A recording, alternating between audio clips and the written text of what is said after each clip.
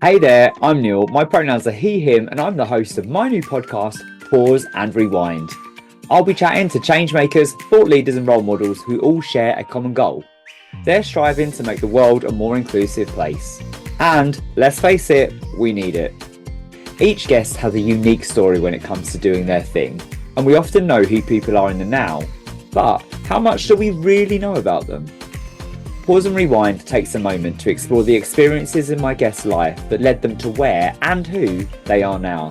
Because everyone loves an origin story. We'll dive into tales, anecdotes, and what makes our guests tick.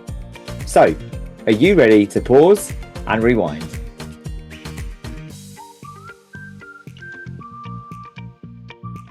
Hey there, and welcome to this episode of Pause and Rewind, which is going out during Trans Awareness Week. So I'm delighted to be speaking to the wonderful Ben Pechey. I love that Ben refers to themselves as the Lorraine Kelly of the trans community. I'm here for it, I see it, and you'll hear all about it. And it's absolutely brilliant. And it really sums up Ben's sense of humor, wonder, joy, and just brilliance. Really, really, really smart. Ben is an author of two incredible books. The Book of Non-Binary Joy, which was their first book, and then a couple of years afterwards came Your Gender Book, both of which are guides, support, love letters to the trans and non-binary community. And yeah, we chat about what the books mean to Ben, and the community, and the way that Ben makes audiences feel held and seen and valued and loved in their own unique tone. It's beautiful. Ben is a public speaker, a DEI consultant, a host. They do some fantastic content creation, which we talk into. But I do need to put a trigger warning on this episode. We chat through some quite heartbreaking and harrowing themes and conversations around Ben's early experiences of not feeling like they belong, severe bullying, over a really relentless period of time, and the trauma and the healing that needs to come from that, and it's sometimes actually not accessible to all of us based on our experiences. So this might be a hard listen in parts, but as always, there's a lot of joy to be had, a lot to take away. So enjoy the episode. Here it is.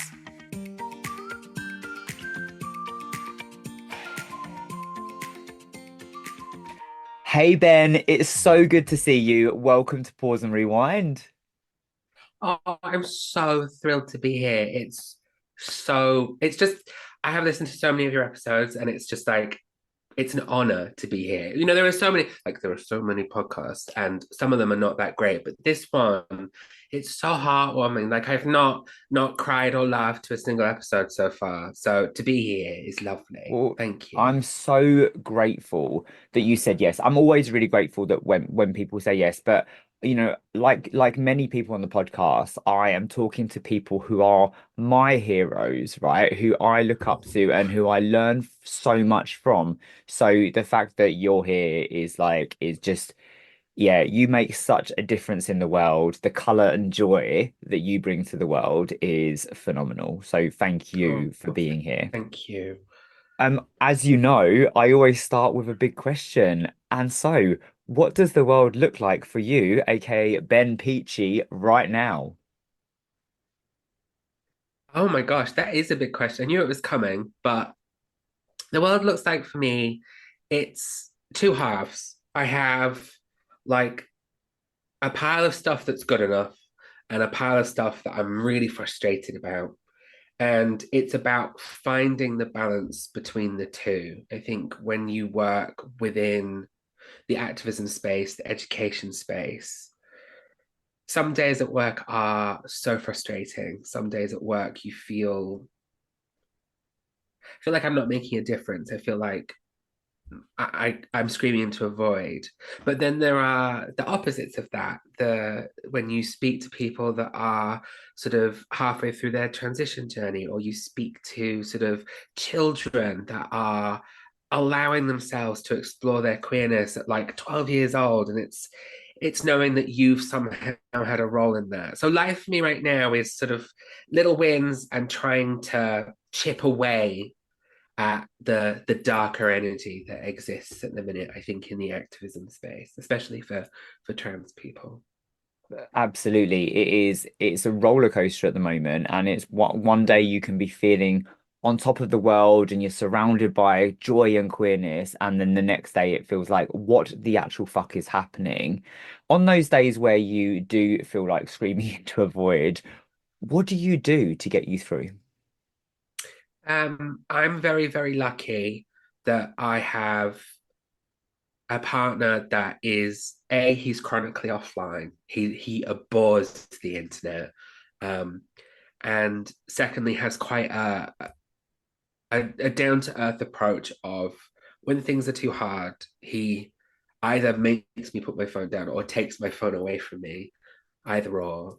And we focus on our life, of what's happening in our four walls, of making things smaller again, of, you know, when I'm having a bad day, we'll just go for a walk or we'll go do a food shop. Or we'll do something that makes life just about what's on my to-do list as opposed to what's on the world's to-do list. And I think for a lot of, especially trans people, I advise having small life moments that just remind you that actually every day you wake up and every day you're alive and it is a gift, and getting lost in the mundaneness of it all is, it's so healthy and it's so helpful because I think you have to remind yourself a what we're fighting for, but b the end goal is just to live right. It's just to be, to just exist. And so those bad days are where I try and do that and really think about and focusing on that. And I either delete the apps or, you know, my partner has my phone and it makes a difference. It really does help.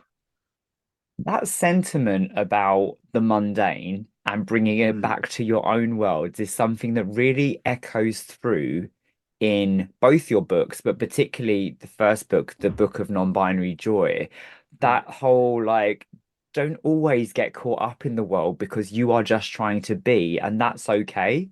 If you haven't got the energy for everything else, it's okay to just be. And I love that sentiment you are living, you're preaching it and living it as well. Yeah, it's really important to me. And I think I first realized that something needed to change when a very well-known trans charity, they would send me updates about when something awful happened and be like, "You're trans, you should talk about this." And I realized I'm trying to fix a problem that I'm directly affected by. Okay. Obviously, you know, things around puberty blockers and things about trans kids, that doesn't affect me because I'm in my 30s now. But everything else, I'm fixing it, but I'm also affected by it. And that's when I Mm. realized actually there are days where you have to just be on the sidelines. You can't do everything. And sometimes survival is the best instinct, and that's the place to go because I truly believe as a community, it's like a relay race. We don't always have to be the baton carrier. Sometimes we can just be in the wings. And so I think about it on days when I'm having a crap day. I think about, well, Eva Echo, she's probably on a train from Birmingham to London and she's probably fixing the world right now. So I can have a rest. And then on the days where she needs a rest, I'm out and about and I'm doing something. And so I like to think that we're sort of a community that's consistently, continually building progress, but it doesn't need all of us to be out on the front lines every single day. I mean, firstly, like, love that you mentioned Eva, past guests on Pause and Rewind, but beyond that, just phenomenal human all round, who has her Incredible. own unique creative approach the way that you do. And the fact that you just throw analogies out there just that just make everything so accessible, educational, and yeah, it just makes it so much easier to grasp. So I love your creative approach. It shines through in your work, whether that is being an author, being a speaker, and even your content online. before I move on to kind of like asking you about how you juggle all those different things, what does a joyful day look like for you? Because I love the shifting conversation because it's important to focus on the issues and challenges. But I often in DEI spaces talk about how by doing that, by focusing on stats and all the shit out there, you lose sight of the joy, right? How are you supposed to tap into a joy if you're constantly bombarded by that? So what does a joyful day look like for you? I have something called it's a PJ day, basically where I don't do anything, I don't go anywhere, and I don't even bother getting dressed. And Uh, it's a real low stakes day. And I find them are really, really useful because I'm definitely in the neurodiverse camp, and my brain gets really exhausted by free time that feels like labor, like going out, doing things, socializing. It's not as fun as it should be. And so days where I do nothing are things that I look forward to the most. And so that might look like my partner and I, we call it parallel play because it is parallel play. He'll be doing something. He's a big gamer. He's currently doing a game where it's like 19th century Japan. I don't understand, but I'm thrilled for him. And I'll just watch crap TV. I've just started Scandal with Olivia Pope. Oh, and oh I'm my God. obsessed. Me I too. can't. I'm ready to go to war politically. I can't. It's Did it great. make you want to be a fixer? Oh, do you know what? I am that savvy, and I think I could. And if my hair was as bouncy as hers, my world would be great. Honestly, her blowouts, next level. Anyway, so a joyful day is like out. It's nothing. And I Yeah. think we don't do that enough because I don't know about you, but I'm sure a lot of the listeners will resonate. My self-worth is tied to my productivity. Mm, And so mm. I find it so hard to switch off and do nothing. I'm horrible at relaxing. It's something that I come up against in therapy a lot, but I'm really trying hard to be like, today's goal is nothing. And those are my joyful days. They're hard and I don't always feel great about it, but I know how useful they are for me. Yeah. Having a mind that is always chaotic and you're always wanting to move on to the next thing, it's a real struggle. And my version of relaxation is to get out either in nature or go for a run because it's the only Mm. time I can switch off. It's the only time when my brain's quiet. So I feel you, but always up for blasting my head with Scandal or How to Get Away with Murder. Anything of Oh, anything of that ilk is a winner for amazing. me. Um, I mean, brains, right? Your brain must be constantly swimming and buzzing with ideas, and you can see that with your output and what you put out there. So you've got you've got the writing side of things, DEI educator, public speaker, the content you put out there. How do you channel it all in a way that you don't feel overwhelmed? Spoiler alert, I don't. It is hard. Damn. I know there is no. Well, if you know you've interviewed so many people, you'll have seen this like this will come up again and again. We're not coping. It's really hard. It's I guess it's structuring it in a way that helps you. So I have quite a strict work week. I have quite strict work hours. I really try and have some sort of balance. It doesn't always work.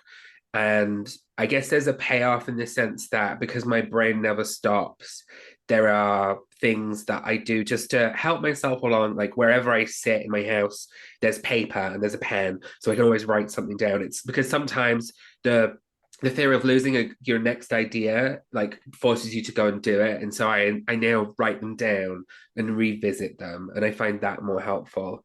But most of all, it's knowing that this is the payoff. It's not always the easiest thing in the world.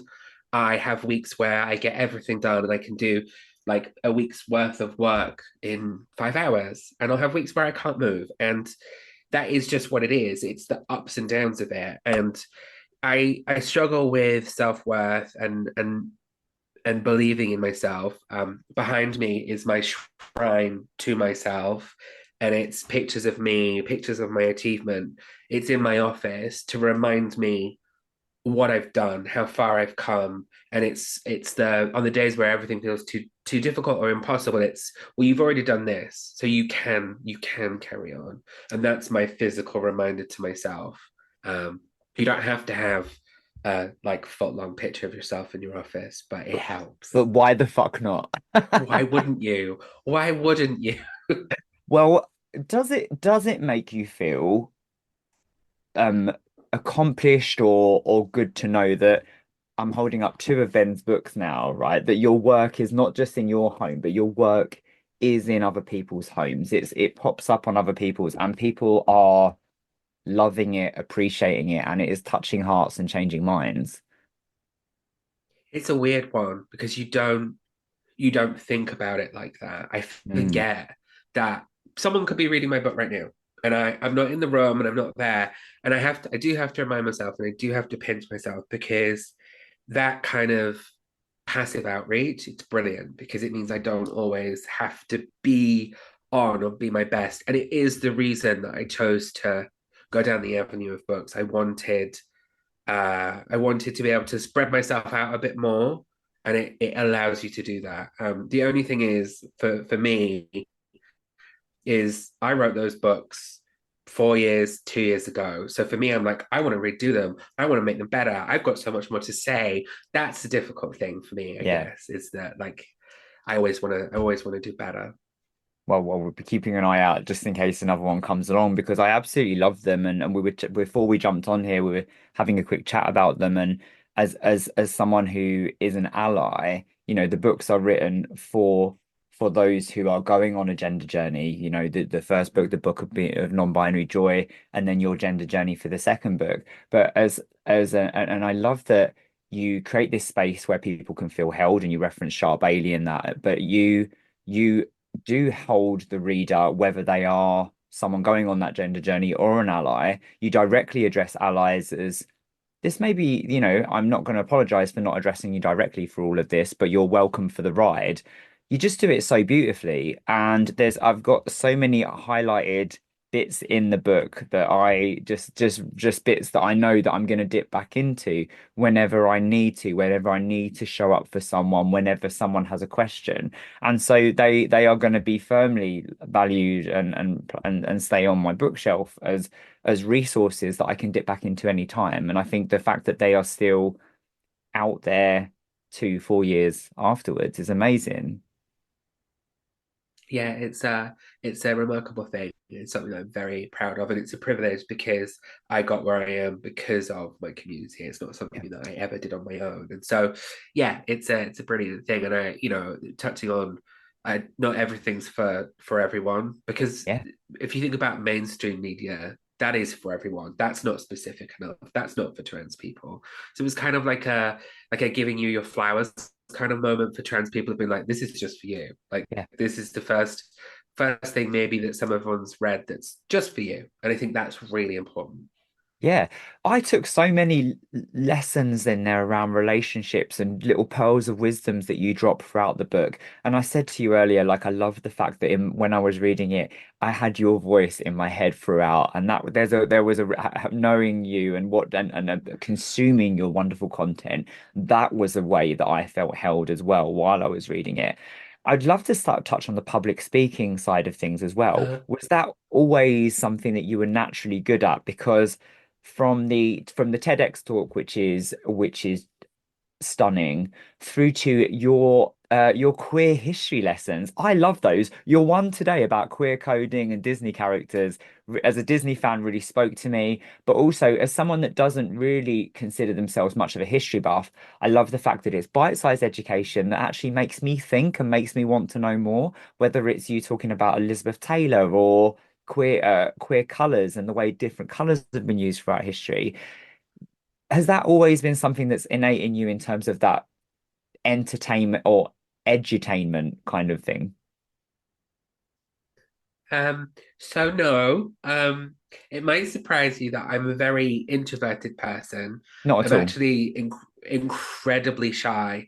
I find I find the outside world quite terrifying, but I kind of realized that without I couldn't I couldn't fix anything if I didn't get involved. And I have a Mm, drama background, so up to A level I did drama and theatre studies, and I find it easier. It's easier to like learn lines or step into someone else, and so that maybe there's a background in that. And I think that the public speaking that I do now, I I don't get that nervous and I don't really think about it and I don't plan it very much, but it is very much like stepping into a role. I do consider myself to be the Lorraine Kelly of the trans community because I guess I play myself for tax purposes, if that makes sense. The way I dress, the way I look, it holds me up. And then I think with my queer history lessons, I think one of the biggest thing that keeps coming back, especially for like the last 2 years since the Bud Light drama with Dylan Mulvaney in America, really the revision of rights across the world, as we can see it from there. And one of the biggest things I see and hear all the time, and it's just a trend, it's something that's new. It's just, the kids, it's a TikTok dance, it's all that bullshit. And it drives me fucking crazy.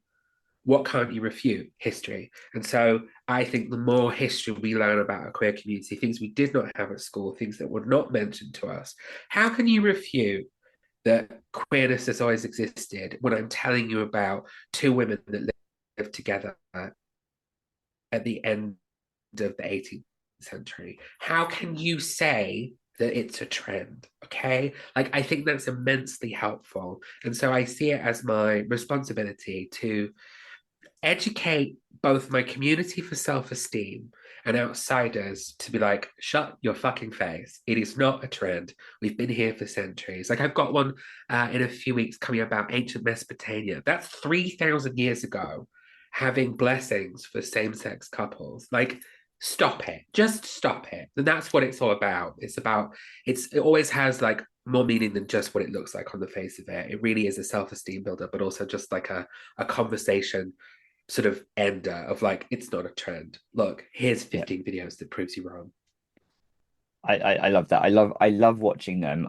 I really appreciate the move towards shining a spotlight on queer history. A couple of years ago, Queer Britain opened. We had the Yep. first ever Trans History Week earlier this year. So, really on board with that and my own learning as well. And my responsibility to know my own history as a queer person. I love again the Lorraine Kelly of the trans community. Brilliant. And the fact that you call Thea Bardo the mum of LinkedIn cracks Oh, me up. she's just she just is. I can't tell you that she has Facebook mum energy. She was at my book Facebook mum launch and energy, that's the one. she was at my book launch at the door of the bookshop, just chain smoking. And I was like, Thea, I couldn't love you more if I tried. I know, don't smoke, kids, it's not great, but like I feel like when life's hard on you, you have your vices, it doesn't matter. Have a fag. But yeah, Thea just has that energy. And I do think we fit into these roles of, and I think that's why Thea is so incredible on LinkedIn. I could never, I don't have that energy. But Lorraine Kelly, I'll turn up to 75% of my own shows and host them. I can do that. About right. 75%. There's a Twitter account that I follow, and it tells you how much she's presented this year, and it's about 60% with Ranveer Singh and Christine Lampard doing like the most shows. Okay, I'm here for that Twitter account. I need to get that from you. Anyway, sorry. Before we dive into your origin story, I also just want to give a nod for, again, I mentioned at the beginning, the color you bring to the world through your fashion. And it was really beautiful to hear about that journey through the books as well, and to self-expression, and that being something that you, as you just said, you use that as a way to prop you up. Because I know that when I'm doing a public speaking gig, if I am looking sharp and I'm feeling colorful and I'm feeling bold, it just helps me get to where I need to be, and therefore to let the audience know that they're in safe hands as well. Yeah, absolutely. Like I think of clothes and makeup and whatever it is, it's scaffolding. It Yeah, holds you up because in those moments you want to feel like the most powerful or the most confident version of yourself. And we all know that our mental health is quite fragile. So why not put things in place that make you feel like that. And for me, it means dressing in the way that brings me the most joy. And to some people, that means I dress like a toddler. Like I'll never forget, I opened for Davina McCall at a big conference last year, and I was wearing cat pajamas and platform Crocs. And I was like, oh God, I can't meet Davina McCall. And the first thing she said to me was like, oh, you look amazing. And I was like, well, Davina McCall likes it, so I must be doing something right. Before I then like screamed at her, one another one, and then we had like a big brother talk. It was amazing, but it helps me on days where I don't feel so great because I think it's almost like a armor for me. And so the brighter it is, the more colorful it is. It's just, and I think, from the outside, sometimes trans people seem a bit extreme, but it's because we had childhoods and teenage years where we couldn't do what we wanted. Yeah. And so we've crammed it. Like for me, it's maybe the past, I don't know, 8, 9 years where I've like squeezed all of my life into my life right now. And so it does look a bit extreme. It does look a bit intense, but I can't make any apologies for that. And that's my journey with it, I guess. Nor should you, nor should you. Yeah, it's beautiful to see bring on all the color. And I've also been accused of looking like a toddler sometimes. I think I went out once and I was wearing dungarees and a bright t-shirt and a cap, and someone was like, "You look like a your children's TV presenter," and I was like, "And Exactly. what?" And what? I always wanted to do the birthday cards. I'd love that. Um, happy birthday, Timmy from Mummy, Jimmy, and the dog. I love those. Do you remember those? The Yeah, big yeah, birthday yeah, cards? yeah. There'll be kids listening that won't know what we're talking about. No, I know. Well, I can imagine you doing it. It sounds like I'd you'd do it love it. justice. Let's make it happen. I am so excited to dive into your origin story, Ben. Are you ready to pause and rewind? I am. I am. Thank you. Let's do this.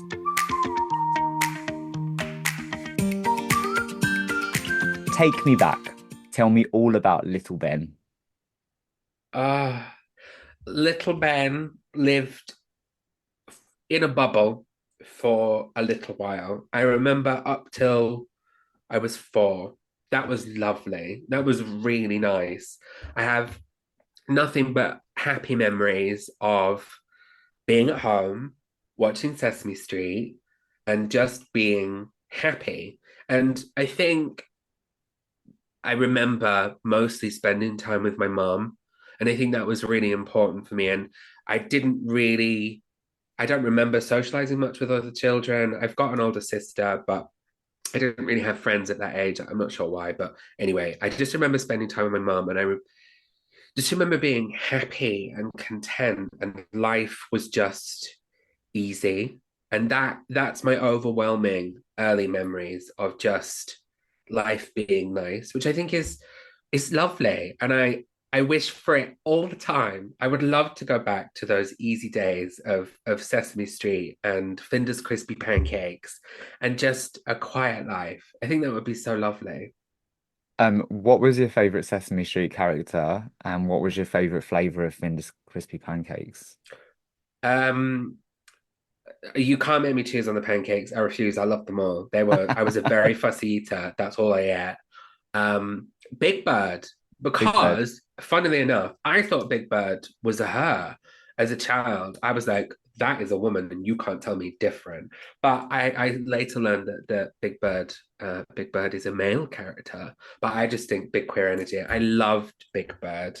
And yeah, it's something about there's so many memes with Big Bird in about when you're the only queer at work, or just because they're so flamboyant and so colorful. And yeah, Big Bird was my absolute favorite. Thank you. Thank you for sharing. I still love some of the Sesame Street characters now. I particularly love Oscar the Grouch. Oh, I get that. Yeah, absolutely. Yeah, that I channel that energy a lot of the time, particularly as I've hit my 40s. Um, Talk to me about some of those early memories then that make that such a happy time for you. Early memories. I remember, I don't remember lots, and I think it's because it's so long ago now. But Mm. I remember I had a big train table. I don't know who did that for me, but I had Brio, and I would play for hours and hours. I was a very lucky child. We had a playroom, and it was just I remember my overwhelming sense of feeling safe. And I remember my sister did ballet, and I remember watching her practice and knowing full well that I didn't want to dance, but I wanted the costumes because they were spangly and pink and shiny. And I think I do remember expressing that, and I don't remember how that was dealt with. But I Mm. remember sort of saying that's the kind of thing that I want. I'd love that. I don't really remember the conversations after that, but I definitely remember a sense of peace and quiet. It was just that part of my life was very clean, simple, calm. There's Yeah, not much more to say about it because it just was easy. yeah. I kind of miss those days, and the memories that get hazier each year. But They do. yeah, no, I feel it. Um, so that's up until four. What were you like at school? School was miserable. Hated school. From primary Hated through, school from primary all the way through? all the way through. All the way through. My um So I volunteer with a charity, and we have to share like our experience of school. And so I really like my first day of school is something that I remember like it was yesterday, and I talk about it a lot. But I wouldn't go to school. Like when we got there on the first day, I was absolutely adamant that I wasn't going. So by the time they peeled me off my mum, it was like lunchtime. And Mm. so everyone was already settled.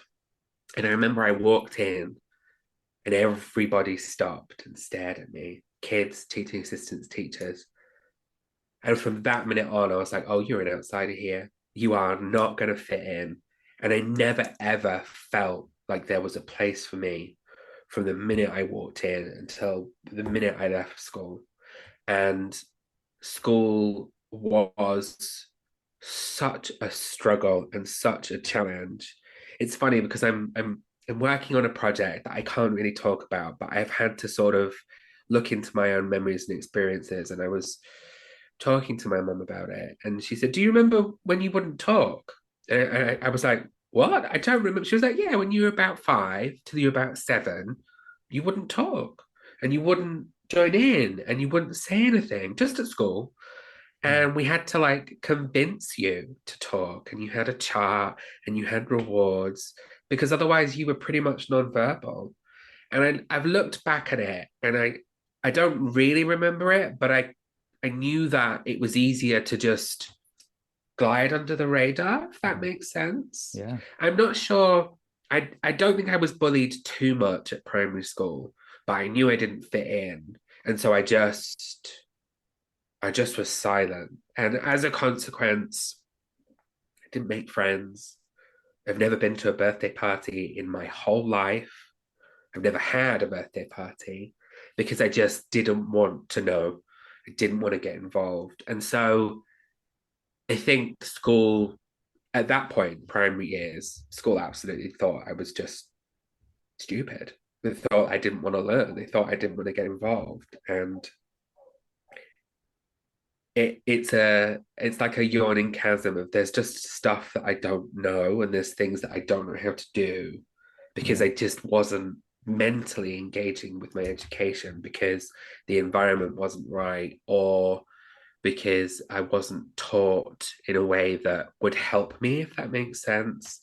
And it just, school to this day, it sends shivers down my spine. I I hadn't been to a school for so long. I don't know Mm. what it would be like to go back, if Yeah. that makes sense. It does. I mean, memories aside, firstly, I can appreciate to a point of that feeling of outside of feeling possibly a sense of displacement, that displacement of I don't belong here.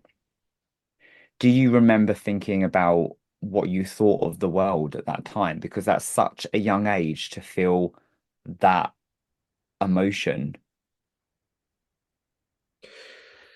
I I just remember feeling like I had two lives Mm. because home was great and school was rubbish. So I just remember it was always this idea of getting through Yeah. that I know that when I'm stressed or when I'm anxious now as an adult, I feel myself going, well, just wait until, just get there and then. Right. Like I feel like I hold my breath sometimes of just like I'll just get through it and I'll move on because the world just felt really inaccessible. And I've always just felt like a little bit behind, like I'm somehow just a beat or two behind everyone else. And somehow that it just the world's written slightly different or I don't fully understand. Like I've talked about this with my therapist. I sometimes feel like no one gave me the manual, if that makes sense. Like everyone else has got the manual and they're like step 372. And I'm like, I'm still looking at all the parts at the start of my life, being like, oh, how the hell do I build this? And I just that outsider feeling is something that's always stayed with me, that I always Mhm. feel uh like a sense of I don't know if trauma is the right word, but like apprehension. Like I find walking into rooms full of people for the first time really terrifying. Like it takes me back to that first day of school. Like I hate it. I hate it so much. Mm. And which is crazy because meeting new people, small talk, being in rooms full of new people, environments, it's my job.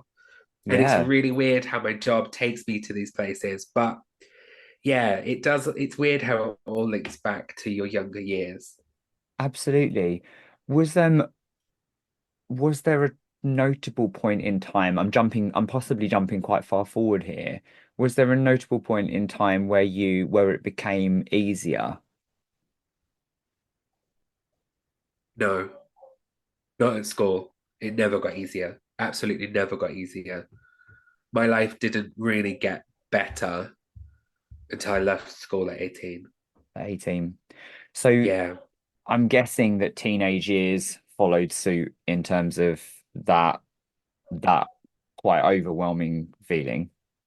teenage years were worse because I don't know if you're aware, but children are psychopaths and Very, teenagers, very aware. teenagers are psychopath plus. I'm sure they're great, but they're not for me. But I was like secondary school, that feeling of outsiderness got overtaken by being bullied. Mm. And like,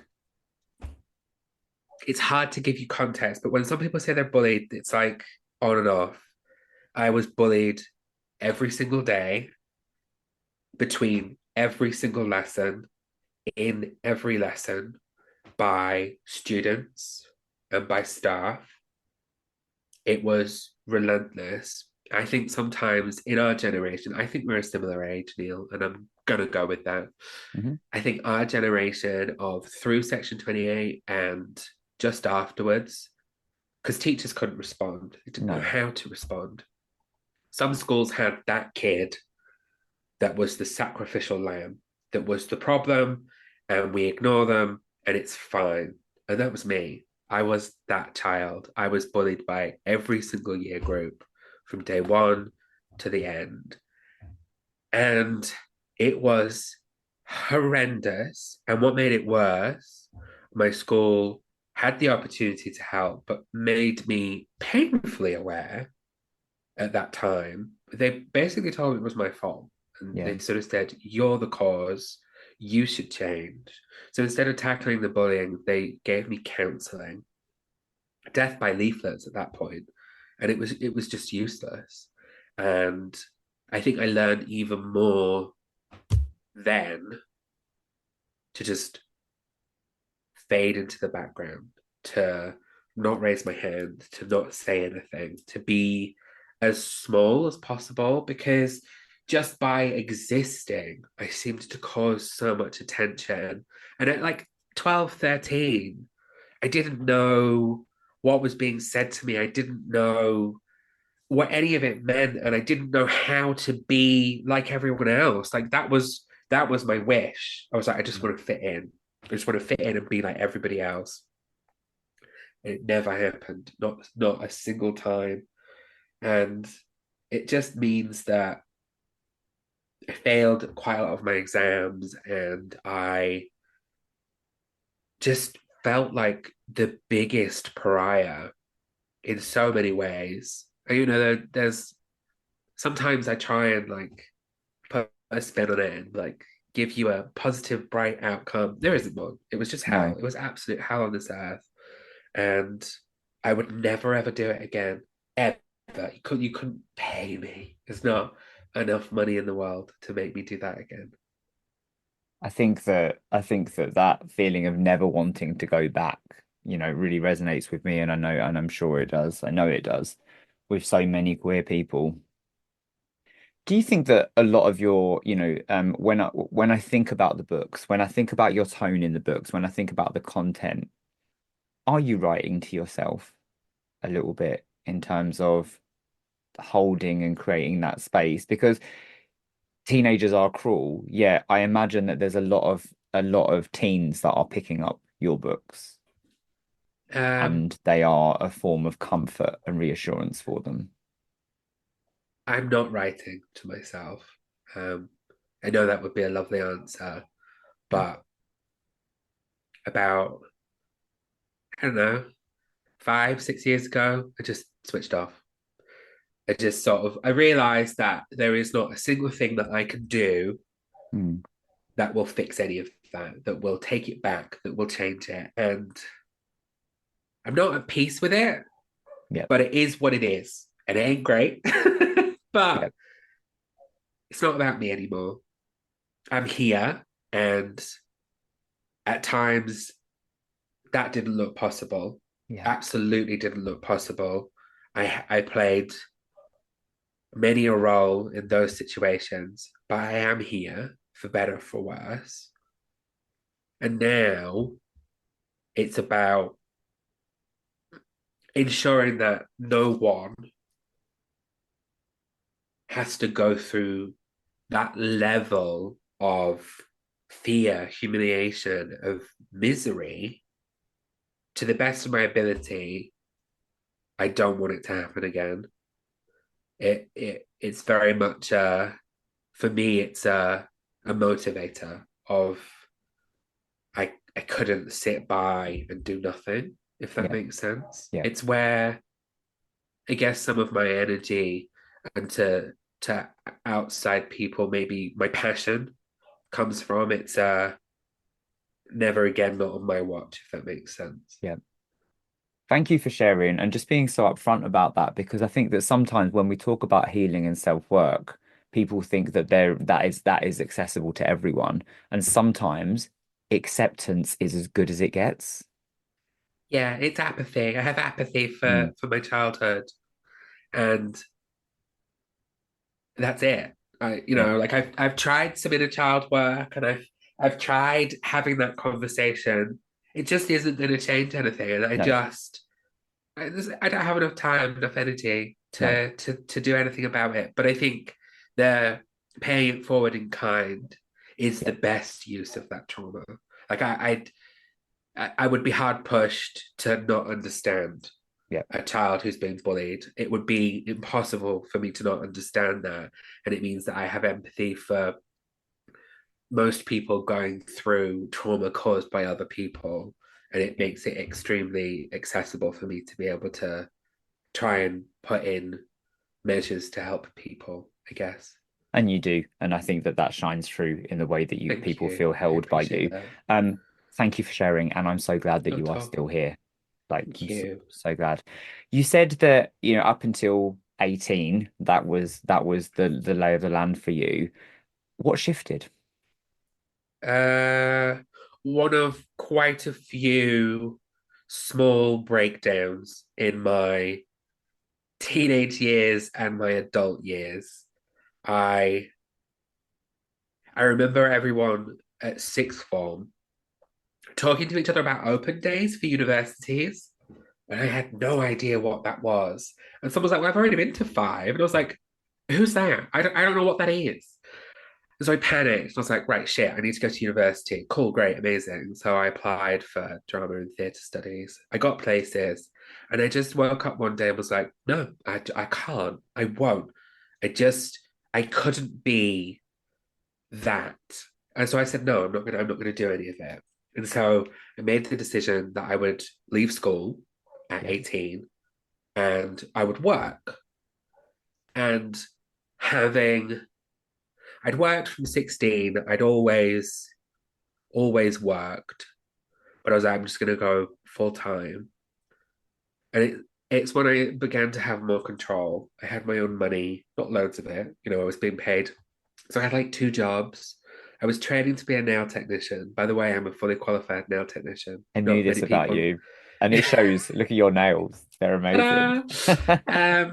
So I worked half a week in a salon and half a week in a shop. So I worked like 6.5, 7 days a week.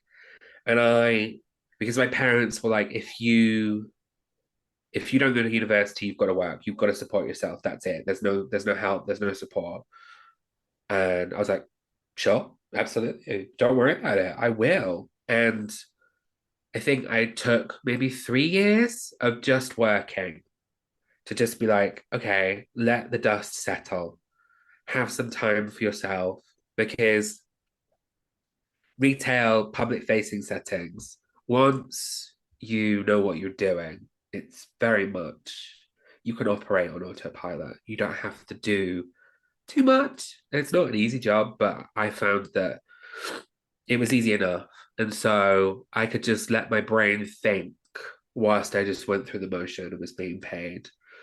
And so I got to about 20, I think I was 20, maybe 21. And I was like, okay, I'm a bit bored now. I want more. So I took evening classes at college in photography and Photoshop. And I was great at it. And I was like, I love this. I was like, I'm going to go to university. What can I do? And I felt like that time I could do whatever I wanted because I wasn't still at school. So no one could tell me that I shouldn't. And I was an adult and I had my own money. So my parents couldn't tell me what to do. So I was like, right, I'm going to do exactly what I want. And at that time, I'd probably rewatched Ugly Betty for the fifth time. My Devil Wears Prada DVD probably was bent and scratched. Sex and the City on repeat. I was like, I'm going to go study fashion. Now I can't sew. So I was like, what can I do? And so uh, I went and looked at loads of universities, and from the open days, it was pretty clear that I had no background in the subject. All these kids were coming from like art A levels and really like graphic design, and I was like, I failed my biology. I have a B in psychology and an A in theatre studies. What have you got for me? And I had enough points, but they're like, but you need portfolios. So I went away and like project runwayed a huge portfolio. I got my friends from work. I styled them and shot lookbooks. I created magazine layouts. I wrote articles. I did all this stuff, all whilst working full time. And I got myself 5 unconditional offers for university. And I went to university, and it was the best thing I have ever done for myself. It was really the beginning of sort of, if I want it, you can't tell me I can't have it. I'm gonna go out and get it. So that period of my life is where I stopped feeling like I was being swept away with the water, very passive, to being like, I'm in control. I'll do whatever I want. And that's what I did. And I went down to London and I studied fashion promotion and imaging, which I got a first in, may I say. And it was the Love. best thing I've ever done for myself, ever. So did you did you find the first beginnings of a feeling of belonging whilst doing that? Absolutely. Absolutely. Because at the same time, being at it was a dedicated fashion university. So like 40% of the student body were queer. I wasn't the only one. I wasn't this singular pariah. I was actually welcomed, part of a community. I was so used to like on the nicest end of the spectrum being called flamboyant and swishy to being at university and being like, oh, I am so plain. I am so country bumpkin. I am so out of my depth here. But it made me up my game and it made me like explore things. I think for a lot of people, moving away for university, it's not so I didn't lie. I just didn't carry the narrative of the bullied child. I was confident. I was fun. And I was equal to everyone else. For the first time ever in an education setting, I was happy. It was so insane. And I think, the idea of that time when I was at university was when the fees had just gone up. And I knew that I was going to be walking away with a qualification, but also like 50 grand of debt. And I was like, well, if I'm going to do that, I'm going to make it worth it. And so I think that was when I started sort of being like, okay, I'm not just going to be alive, I'm going to live and I'm really going Mm. to grab hold of things if I can. And that's, yeah, it was a sense of belonging, but also I woke up, if that makes sense. I Yeah. was much more present. It sounds like you've had some very clear moments in your life where you have snapped into a decision of intention. I've never really thought about it like that, but yes, I think I have. I absolutely have. And it's sort of like at crossroad moments of do you want to stay the same or do you want something different? Do you want something better? I have been quite decisive in knowing that I do want to explore more of myself, if that makes sense. Yeah. And I love that self-exploration is something that you talk about, and it's very much part of the Ben Pechey brand is Yeah. that self-exploration, finding joy in being your authentic self. What did early career look like? Oh, a mess. Oh, a mess. Um, so whilst I was at university, I was also the fashion editor of an online publication. And so I'd be like doing my university work, doing my projects, and then at like September and February, I'd be sat on the front row, like four people down from my tutors, because we'd be at the same shows or we'd have the same tickets to stuff because I made really good relationships with PR. I wrote like if I was invited to a show, I would always do the write up. I would always make sure the PR was like aware. And so I went from standing in the back to being like that wanker that wouldn't queue, but was just like let through, just like escorted to their seats. And then I would be like backstage and I'd speak to the designers. And my early career was just trying to get as much out of that experience as I could. Whilst I was at university, whilst I was able to afford the rent of living down south. And then I graduated and time was ticking and I applied for, I don't know, it must have been nearly 40 jobs. And the closest I ever got was an interview at Trini, Trini and Susanna, Yeah. her makeup company. I went to her house where the business was originally ran. I had like a stage two interview there, but I didn't get it. And the feedback I kept getting was, we don't think you're a good fit. We don't think you're a team player. We think you're too individual, too strong minded. And I was like, yeah, of course I fucking am. What do you expect? Yeah. And so I just kept writing. I kept like pitching myself as much as I could. I had a few pieces in Cosmo. I had a few pieces in Women's Health.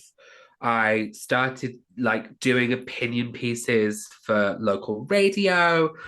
All whilst working retail, I worked in a handbag shop 4 days a week and then did freelance, ran my website, had a column, did a video series for a brand. Like I'd be like at work, but because my boss is really understanding, we'd also be filming like a mini documentary with like someone that had come from Holland. It was like so bizarre.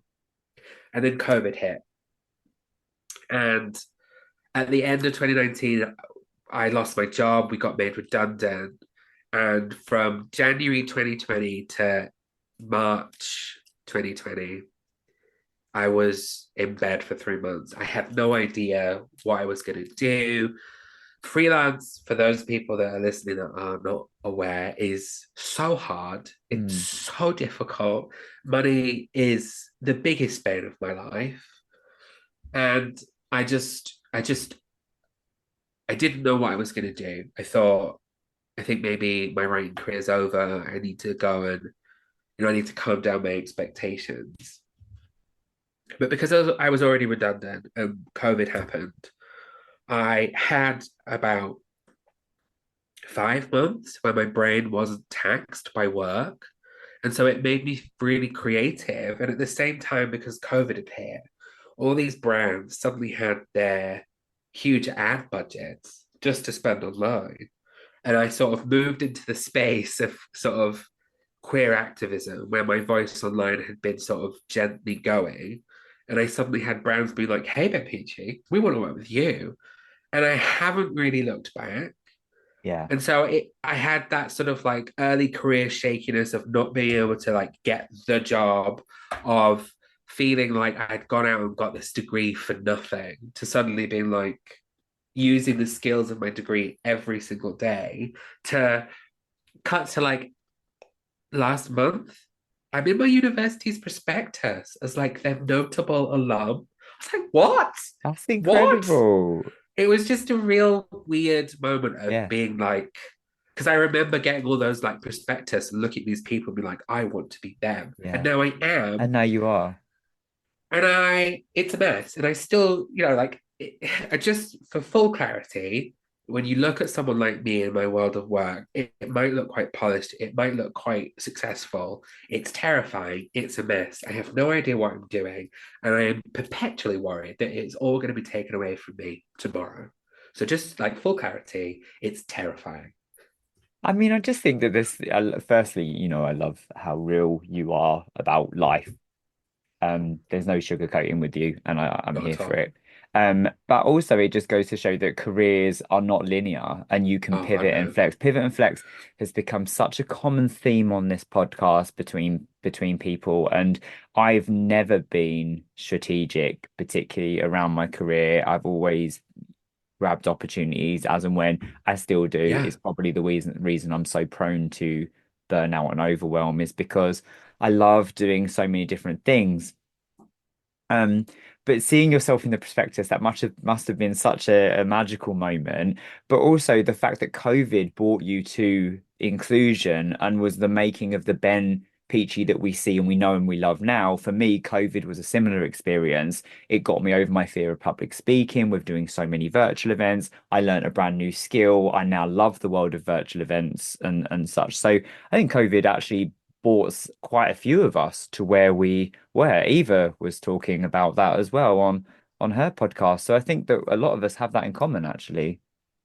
Yeah, it was the first opportunity we ever, from my experience, to just drop tools, to do Yeah. nothing.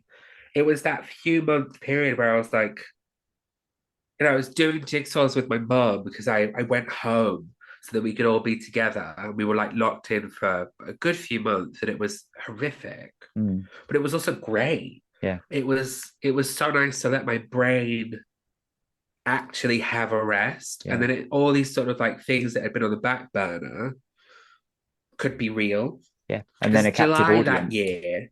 July that year, I was offered a book deal, and like a week before, being like, oh, I could write a book. I think I could do that. And then a publisher's in my emails being like, do you want to write a book? And I'm like, yeah, go on then. Yeah, sure, why not? And it's COVID, although it was disastrous, and it was, it's something that we can never forget. I lost family during COVID. For my career, my work set, my mental health, it was quite helpful. Yeah. With what we've just been speaking about, I'd love to know, and with quite a traumatic, painful first 18, not first 18, but that chunk of school life, Yeah. does happiness and success look and feel how you thought it would? Was there No. a picture that you did you ever picture happiness and success? Uh, how honest do you want my answer? I mean, you're you, so I would expect full honesty. I didn't. So a backstory. I turned 30 this year, and it has been the biggest block for me in terms of the next part of my life because finding myself in my late teens, early 20s, I gave myself until my 30th. I was like, do what you want to do. And then by 30, I think it'll be time. And I fully expected, one way or another, to step off my life at 30. And I'm here still. And so I have zero plan. I have it's it's really difficult because I really, really, really, really didn't want to be here. Mhm. And then in the year up to being 30, I had I had a cancer scare and I had a throat surgery that went wrong and I nearly died. And all of these sort of signs were sort of saying how desperately I wanted to be alive, how much I wanted to be here. I remember when I got the letter from the oncologist about the test results and I didn't have cancer. I was so I was so relieved. And it set off such a chain of I'm not gonna wait for stuff anymore. So I've cut my hair. I've started like I'm learning new skills. Like I'm trying to learn to crochet. Stuff that I was like, A will never happen and B will never have the time because you won't be here. So now I have a life that I don't know what to do with. It's so bizarre. The next decade, I have no plan. No plan at all. And so it's a decade of sure, why not? Let's go and see. Let's see what we can do. And I have the gift of the legacy of my hard work for the last 5 or so years that's sort of pushing me, of sort of helping me in the right direction. And so success is unimaginable because I didn't think I'd even be here to experience it. So it's every day is slightly new and everything is it's just a very odd and strange perspective, and I haven't really fully come to terms with it, I don't think. But I think it's the things that remind you. So we tragically lost uh, someone this weekend in the community. Natasha's body was found in the Thames, and it's a reminder of I still have the privilege of being here, and I am absolutely not going to waste it. And it's a very hard thing to explain, but Mm. I know how many trans people have lost their lives. Like there are moments where I almost chide myself a bit of being like, get a grip, grow up, come on. Mm. People have fought for their lives and are not here. You still have yours. You still have your health. You still have your career.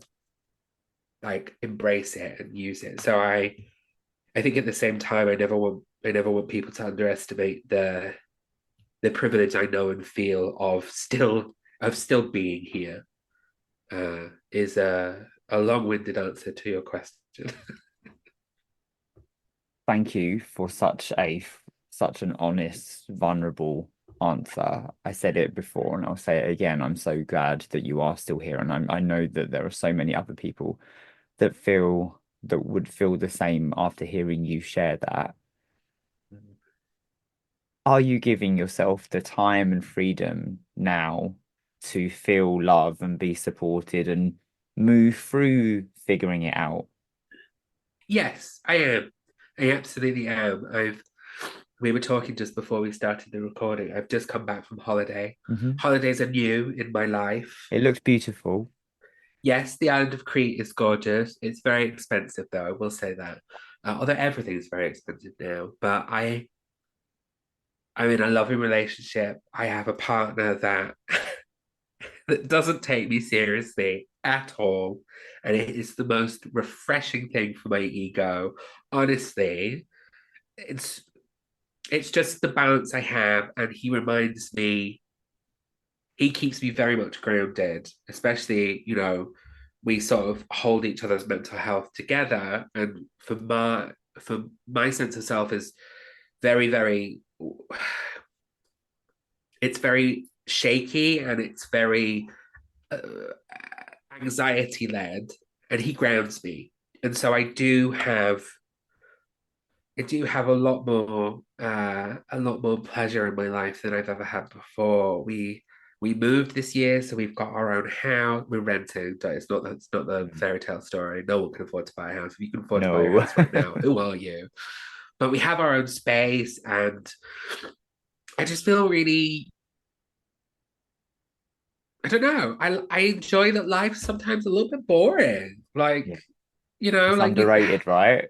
yeah, like I'm like, oh shit, I've got to go pick up the food order, or I've got a cleaning day on a Saturday morning. I hate it, but it's a gift to have it. Yeah. Like I love it. And yeah, it's sort of carving my way as an adult, as someone who didn't expect to be here. Also with, like, we're queer, the frameworks that we were maybe given by our families, they're not for us. Like my partner and I, we're not going to have children. I don't know what we're going to do with our 30s, but kids are not going to be part of it. So it's about finding our own traditions and writing our own rules. And there is a lot more space for joy, I think. And I'm very, very grateful for that. And I don't take it for granted. Thank you so much. Ben, my final question for this segment is looking back, what are you most proud of to date? That I survived, that I am still here. I don't need to say much more than that. It wasn't my achievement. I didn't do much, but I'm still here. And I think that is enough.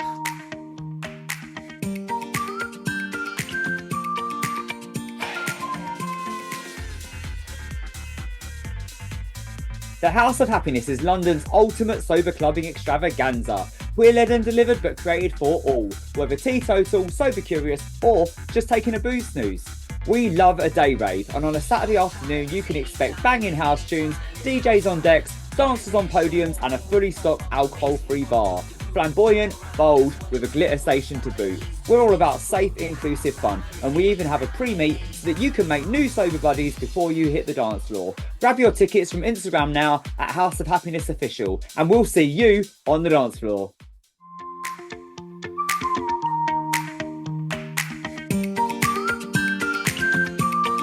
Are you ready for some quick fire questions? God, yes. God, yeah. Here we go.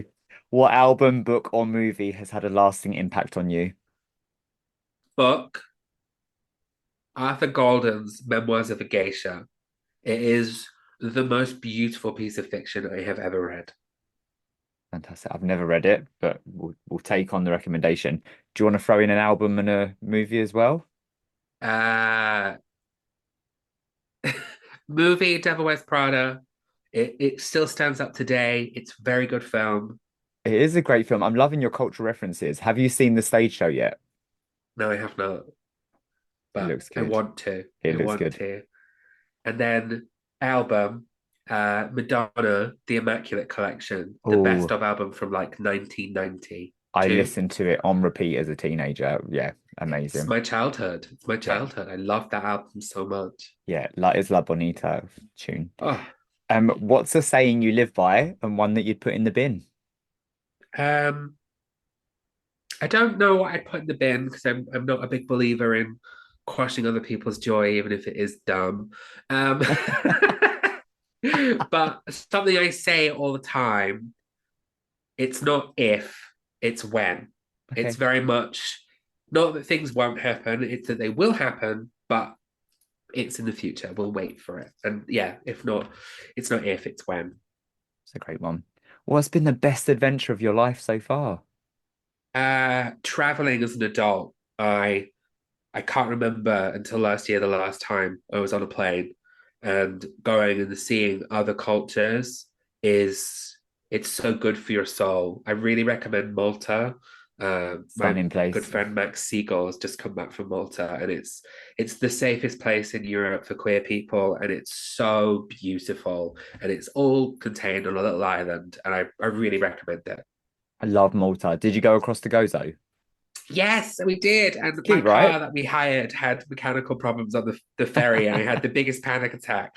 But Gozo is so beautiful, and So I'm not cute. religious in any way, sense, or shape. But the National Monument is a huge, huge, huge church. I actually got asked to leave because I had my knees out, and they're very Catholic and like Oh, scary. But wow. it was still beautiful, and I honestly, the fact that they treated me like a scandalous woman was honestly, as a trans person, quite affirming. I quite enjoyed it. I love that. Did you also go to Popeye's Village? We didn't manage to do that. It's random as fuck. Don't go. Okay, okay, good. I'm glad we missed it. What three words would you use to describe you and your origin story? Uh, Empathetic, brave. I hate the word brave, but I feel like there's a lot of bravery and powerful because my origin story allows me to help other people, and that is powerful. It really does. Let's fast forward a little bit. What exciting things do you have coming up? Uh, who's to say? I never You've want to already jinx teased the anything. project. You've already teased the project. I am working on things behind the scenes, and these things take ages. Hmm. Um, but yeah, the next couple of months, I've got quite a lot of sort of things in the diary. Like I'm going to Cheltenham Literary Festival this weekend, so that will have gone by the time this comes out. But like, it feels really proper authory, and it's really like I'm not intimidated by it at all, but it feels like a really great ego boost to be Yes. like, I'm doing a literary festival, like I'm a proper author. That feels really, really great. But yeah, I've also just, I've got lots of free time planned, and just really trying to find that balance, and working out what I'm gonna do with my life. I think that's what's exciting. That's what's coming up. And then as and when projects and things come to fruition, well, you'll be the first to see on the internet, I am sure. I will be watching, I will. We've chatted a little bit about it already, but what brings you joy? Just mundane, crap, small days. Like I love going to Sainsbury's and like buying a small Lego kit, and my partner and I would do a little bit of Lego. And like it's sort of leaning into the things you loved as a child and doing them as an adult. Like, I don't understand why we're not allowed to carry on the things we loved as kids. And for me, because my childhood, half of it fucking sucked, I really want to squeeze some more joy out of it as an adult. And so it's like, it's having as much fun as an adult possibly you can. I think that brings me joy, I think. Absolutely. I have a friend called Jasmine Predecito. She's an engineer, but also an artist, and she talks about the importance of play as adults and how we don't play enough. Absolutely. More of it, please. More. Absolutely. What takeaways do you have for anyone listening wanting to carve out a career in inclusion or just do something create something inclusive? I think lean into empathy. I think empathy is so overlooked Mm, because we can't understand what we've not experienced. That's the biggest boundary I find in inclusion works, where I go into these teams of people, and they're predominantly white, straight, cis men, and they sort of say to me, "But why? Why should I care?" And I sort of say, "Why shouldn't you care?" You know? yes. So it's lean into empathy, really think about how other people might experience the world. Every time someone tells you about a difficulty or a boundary that's in place for them, talk to them about it, understand it, because I absolutely am constantly evolving. Every time someone tells me about a barrier, I roll it into my work. My best practice is to just be like, someone anecdotally told me about this, so really this would impact you. And I find it so helpful that it can change policy. And I think empathy is the number one place to start with working in the inclusion sector of caring. I'm basically asking you to care about other people. It's basic human decency. It's very simple when you think about it, Literal mic drop. right? My final question for you, Ben, is this. Do you have any words of encouragement or wisdom for anyone out there to help them get wherever they're going? Uh Hold on. It gets better. And if it doesn't, you will get yourself there yourself. I think pretty much. Ben, I can't even thank you enough for this conversation. It has Pleasure. been emotional, and I'm so grateful for all of it and for you. Thank you. Well, these things are healthy for me because it reminds me why I do what I do, which is very useful fuel for sure. I really hope to see you soon. Thanks so much. See you soon. Thank you.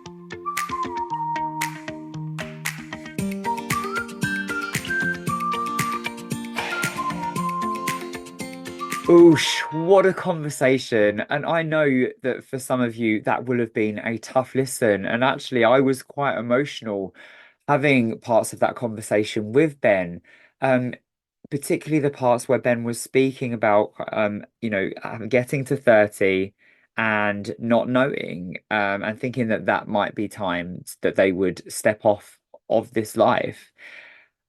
And the way that Ben has reframed that now to a message of hope and just seeing what happens next and feeling blessed and privileged to still be here and the relief that they felt following that recent health scare.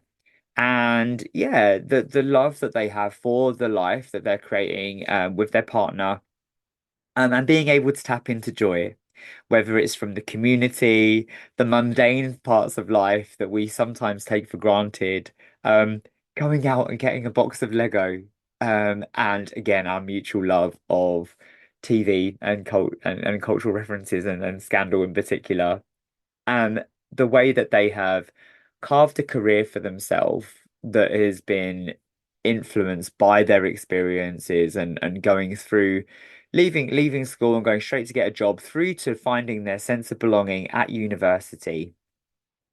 I loved it when Ben was speaking about history and their history lessons, great go-to content for information around queer history, and how I love that they do that because you can't refute history, you can't refute what's there. And there's so much else to take away from this conversation. And those words that Ben uses to describe their origin story of empathetic, brave, and powerful. Brave, as Ben said, is not a word that anyone particularly likes, but I love the way that Ben owns that when talking about their own story. And the words that they want to leave people with is hold on, it gets better. So I would like to thank you, Ben, so much for opening up, for being so vulnerable with your experiences and sharing your story with me. Thank you so much for trusting me. I know that the audience will take so much from it. Thank you to my audience for listening. Please do like, subscribe, share this with anyone you find might feel benefit from listening. There's so much beauty to be had in this conversation. Comment on Spotify, help me get my ratings up. It's all really appreciated and help get these conversations out there because they deserve to be heard. So stay tuned for more amazing guests on Pause and Rewind. Cheers.